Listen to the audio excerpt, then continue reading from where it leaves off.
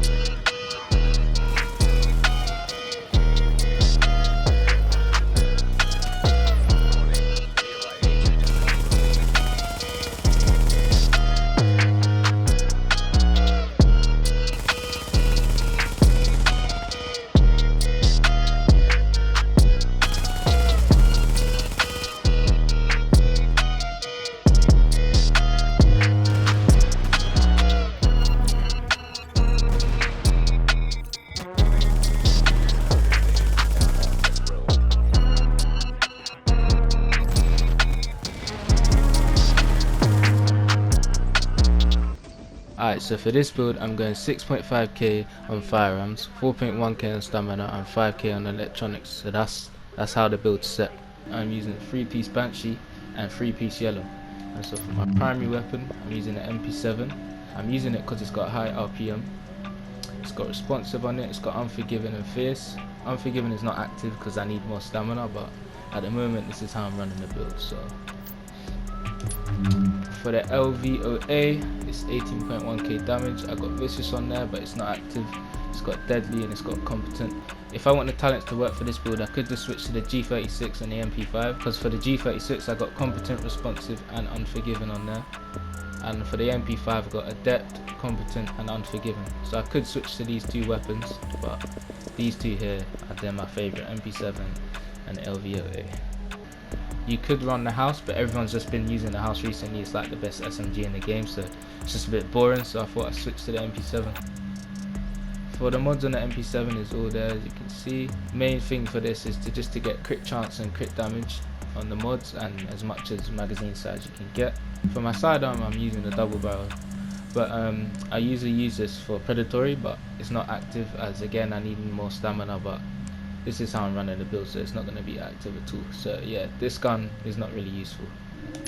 Okay, so for the chest piece I'm using a vigorous chest, which grants overheal to all healing skills. So I can use a booster shot and then it'll give me an overheal, and because I got pretty good skill power there, 5k skill power, it can work well, it works well. The main stat roll on this is 1270 on the electronics, but so I've got skill haste on it, which I'd rather prefer health on there, and I've got health and kill, and I've got ammo capacity. For the mods I've got firearm mods, 2 firearm mods, 267 firearms, 3243 health for both of them. Okay, so for the mask we're using a refresh mask. All healing is improved by 30% when in the last health segment. So we've got 1214 on electronics. I like that to be a bit higher. We've got 4% to all resistance and 10% damage to elites. Damage to elites doesn't really matter in this build, but I like to have crit chance on the major attribute. I don't know why I haven't rolled that yet, but I'll probably change that. For the mods we got firearm mod with crit chance on it, 263 firearms and 1% crit chance. For the knee pad I'm running a Banshee knee pad. Got 1654 as the main stat for firearms, so make sure you roll firearms in your knee pad. And for the major attributes I'm running health. Minor attributes doesn't really matter, we got damage to elites, bleed resistance and burn resistance. I suppose burn resistance is quite useful because a lot of people have been using fire turrets and all that, so yeah. The free set basically gives you 10% damage to outer cover, so that's the main thing we're going for here in this build. Mods on the knee pad, we've got 263 firearms, 1% crit chance and 6% first aid self-heal. Okay, so for the holster we're going for a Banshee holster with 1401 on firearms and stamina, and then 1387 on the electronics. For the major attribute we've got 4% crit chance. Performance mod on the holster is 6% first aid self-heal. For the gloves we're running a Savage glove. Basically crit chances increased by 7% against targets out of cover. We've got 1271 on firearms, the main stat. For the main attributes you've got 12% SMG damage, you've got 6% critical hit chance and 17% crit damage. Now that's a god roll glove right there. This is my best Savage glove for SMG build, so yeah. For my bag I'm running a Banshee bag. For the main stat roll we've got 1397 for the stamina. For the major attributes we've got 13,000 health and we've got 16% bleed resistance there. For the mods we got 263 firearms, 1% crit chance, and we got first aid self-heal performance mod source there. So whilst running the MP7, all around the crit chance is 51%, which is good, and the crit damage is 87%.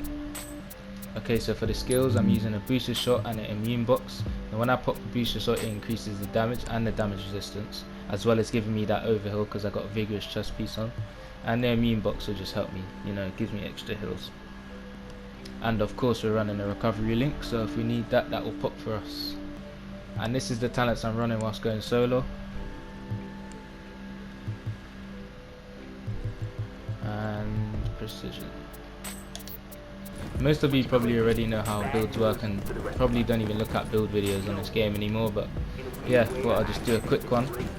But yeah, if you like this video, make sure you hit that like button, subscribe to the channel, and we'll be doing weekly Division videos. I'm probably gonna do, I don't know, probably gonna do some Division 2 content when Total Update 6 drops, but that game is just really bad right now.